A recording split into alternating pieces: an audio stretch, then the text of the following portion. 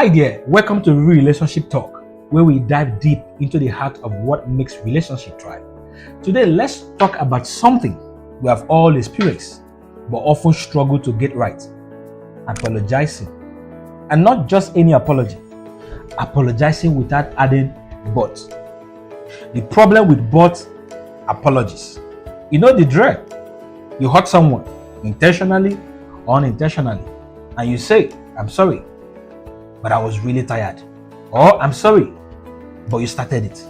Does that sound familiar? Adding that but is tempting because it let us off the hook. It softened the blow to our ego. But here is the hard truth.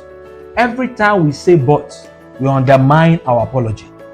When you say, "I'm sorry, but," what the other person hears is, "I'm sorry, except I'm not ready to take responsibility." The but shifts the focus away from the person you hurt and back onto you.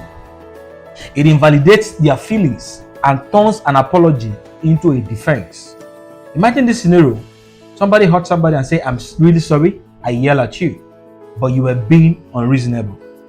Now, what do you think will happen? The other person will get upset and say things like, "So it's now my fault." See how quickly things fall apart. That but canceled out the apology. It built walls instead of bridges.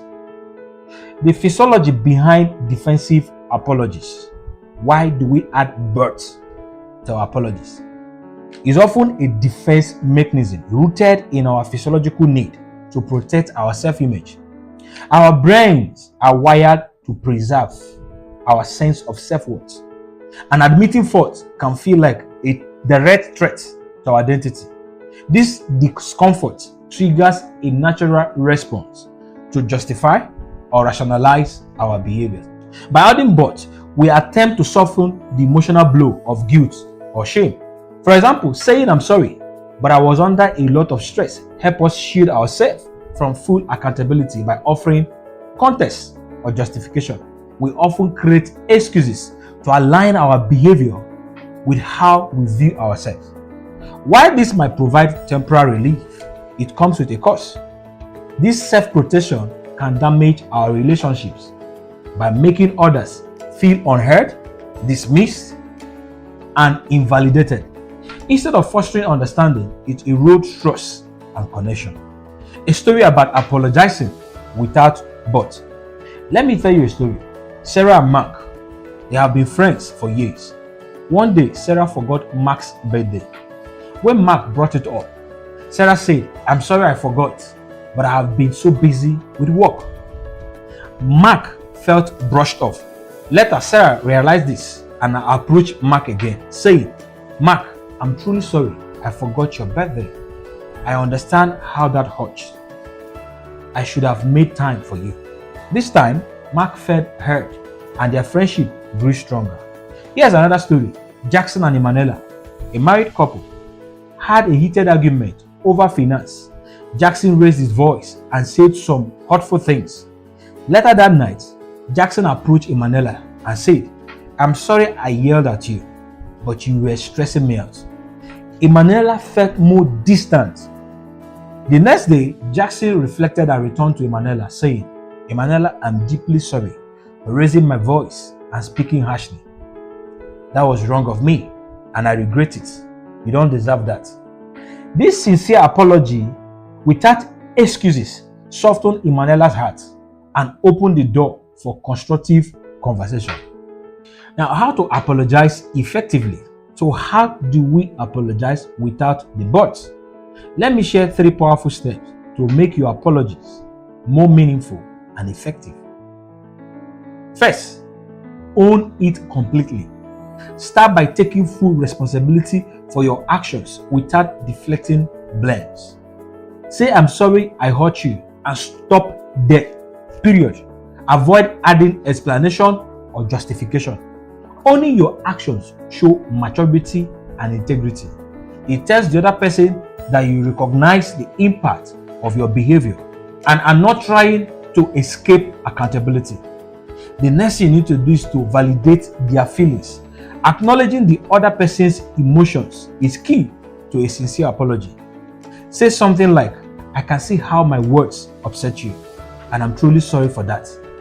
This demonstrates empathy and shifts the focus from defending yourself to caring for their emotional experience. It reassures them that their feelings are valid and important to you. The next thing is for you to commit to doing better. An apology should be paired with a commitment to change.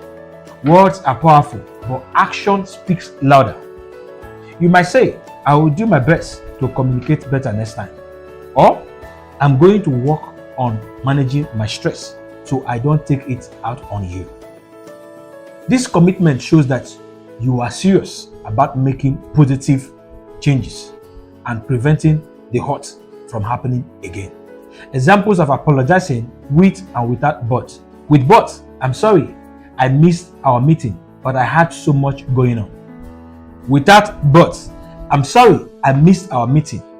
I should have managed my time better." With but, "I'm sorry I snapped at you, but you were pushing my buttons." Without but, "I'm sorry I snapped at you. That was wrong of me." Common apology mistakes to avoid. First, blaming the other person. One of the most detrimental mistakes you can actually make when apologizing is shifting the blame onto the other person.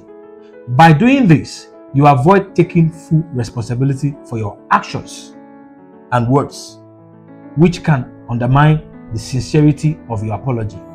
An effective apology involves owning up to your mistakes and acknowledging how your actions have affected the other person without deflecting any responsibility.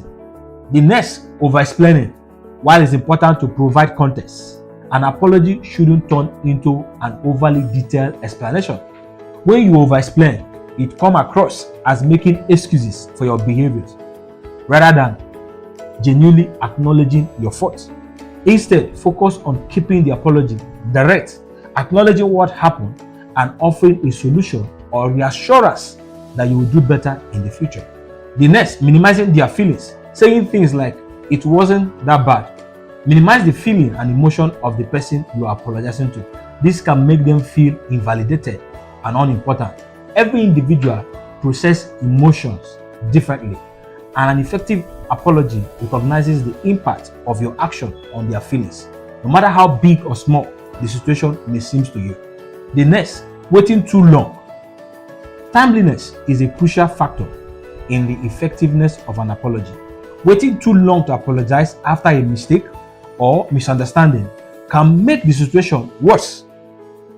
A delayed apology can lead to resentment or an impression that you don't care. The sooner you offer a sincere apology, the more likely it is to restore trust and maintain a healthy relationship.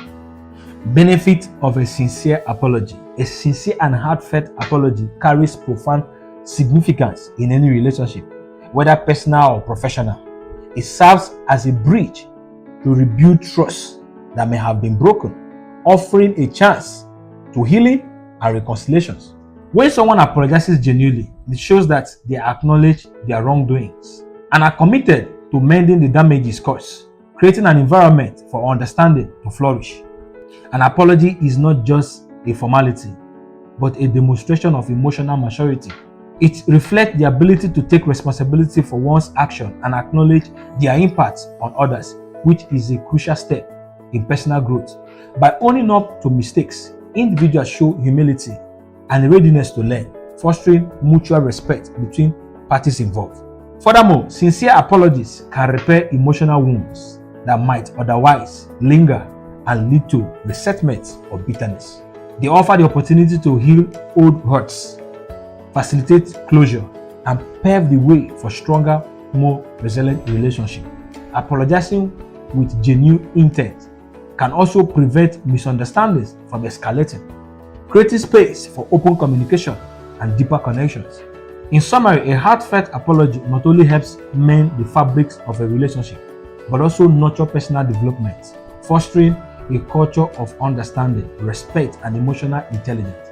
It demonstrates the willingness to grow from past mistakes while reinforcing the value of trust and mutual respect in our interactions.